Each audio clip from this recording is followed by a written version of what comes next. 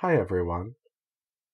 This last week has been a very eventful one for me in both my pursuits of making visual novels and in my personal life. I'll be sticking to talking about things related to the visual novel and not so much my personal stuff, but it's been quite a week. I don't quite know where to start.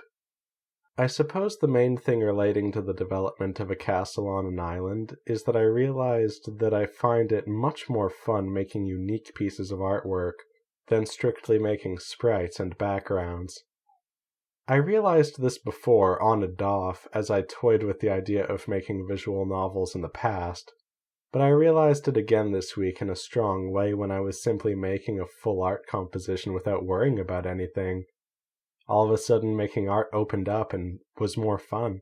That might be a little bit confusing for some of you, but I'll try to illustrate what I mean.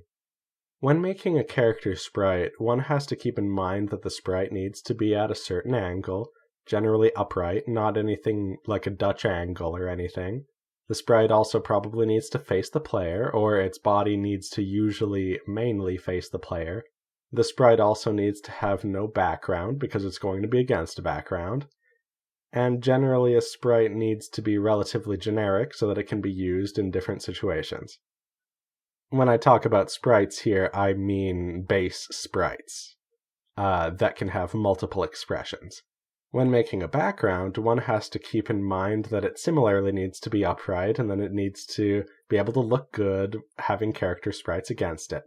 To that end, it needs to be at the same scale as the character sprite. If a background is too zoomed in and the character sprite looks tiny against it, that's no good. Also, the background generally needs to be drawn as though you're always at the head level of the average person, or at least the protagonist. To be honest, I have no issue with this when I'm playing visual novels. That's why I go back and forth between making normal pieces of artwork and making sprites and backgrounds like this. The model of having character sprites against backgrounds tends to look good, and an artist needs fewer art assets to depict many written scenes. But after a while of trying to draw these assets, myself, I tend to find this way of making art a little bit stifling. Here's a little bit more about me. Something I really like to do is browse a bunch of artwork online and find pieces that really jump out to me. A lot of the time, the pieces that jump out to me have interesting angles or interesting lighting or just beautiful compositions. Characters can be near to or far from the camera. The angle and height of the camera can be whatever the artist wants.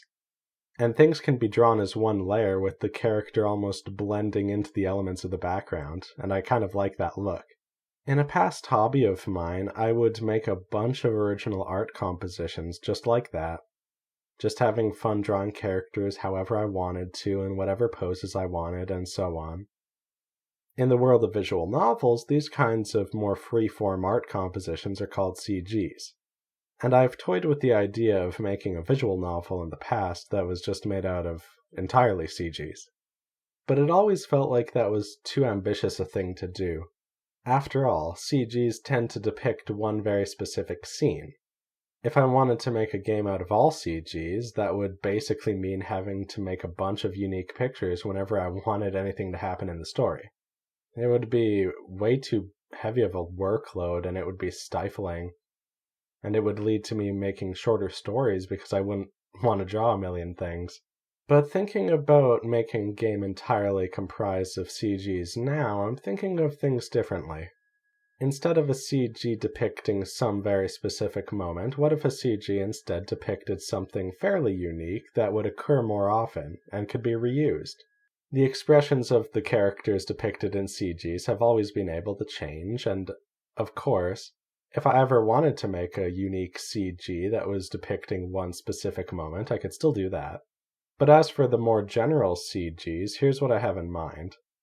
A generic CG could just depict a character under certain conditions in a certain environment.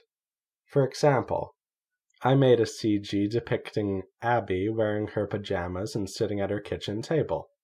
And I can use the CG whenever she's wearing those pajamas and whenever she's sitting at the table. Both, that is, not one or the other. If she changes her clothes, I can just make a new CG of her in those clothes. If she goes to a new location or it's important for her to be in a different pose, I can just make a new appropriate CG. This will probably result in me making more artwork, but I don't think it'll be that stifling of a workload. And I like making unique pieces of artwork like this anyway that are more freeform. It just feels way more fun. This may sound like a simple change, but it changes my entire approach to making artwork relating to visual novels. Not only can I draw scenes depicting characters essentially however I want, but I also don't need to worry about how I draw scenes that don't depict characters. I don't need to draw backgrounds the same way at all. For example, if Ian, the main character, is alone on a street, I can now draw the street the same way I would have had to have done before, with the street being upright and whatnot. Or I could decide to focus on something that simply represents the street. Anything that's around, and at any angle too, like something at the side of the road, like a bush, for example, or rooftops, or a lamp post. Anything like that that could communicate to people that he's on the street.